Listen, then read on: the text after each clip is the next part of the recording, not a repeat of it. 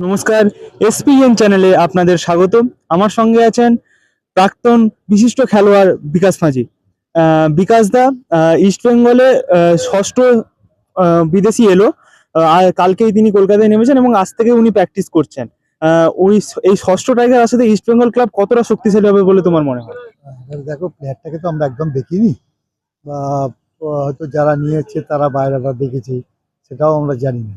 সুতরাং যতক্ষণ না সে মাঠে নামবে, পারফরমেন্স করবে, ততক্ষণেও কিছু বলা আমাদের পক্ষে ভেরি ডিফিকাল্ট। কারণ এই যে স্ট্রাইকারটা খেললো কি সেভ নাকি, এ 2 গোল করলো, যেটা ইজ এ গুড প্লেয়ার।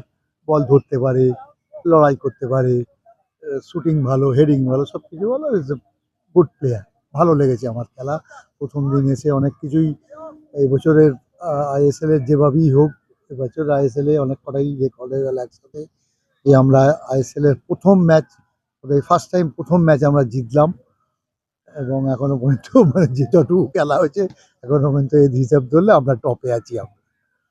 যাই হোক, এটা ভালো লাগলো। ষষ্ঠ বিদেশি যদি ভালো হয়, কারণ আমাদের মোটামুটি সব পজিশনই মোটামুটি ভালো প্লেয়ার ছিল। স্ট্রাইকিং লাইনটাই আমাদের একটু পুর ছিল। সেটাও মোটামুটি আস্তে আস্তে সেটা যদি মানিয়ে নিতে পারে টিমের সাথে, তাহলে আমাদের টিম অনেক বেনিফিট হবে। ইস্ট বেঙ্গল এবং মোহনবাগান দুই দলই প্রথম ম্যাচে জয় হাসিল করেছে। তুমি দুই দলের খেলাই নিশ্চয়ই দেখেছো।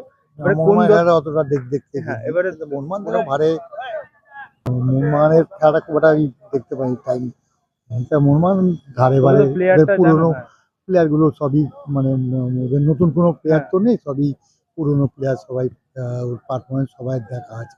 সুতরাং এবারে লিগটা যে যতটুকু হবে ততটুকু ইস্টবেঙ্গল মোহনবাগানের ভেতরেই চ্যাম্পিয়নশিপ থাকবে, এবং আমি চাই আমরা একটা ইতিহাস গড়ুক আমাদের টিমে। কারণ আমাদের 10তে আমাদের সব ট্রফি আছে, আমাদের শুধু আইএসএলটাই নেই। তাই আমি আশা করছি, আমরা ঈশ্বরের কাছে প্রার্থনাও করছি যাতে আমরা আমাদের ছেলেরা ভালো খেলুক, জিতুক, আইএসএলটা চ্যাম্পিয়ন। অনেক ধন্যবাদ বিকাশ দা।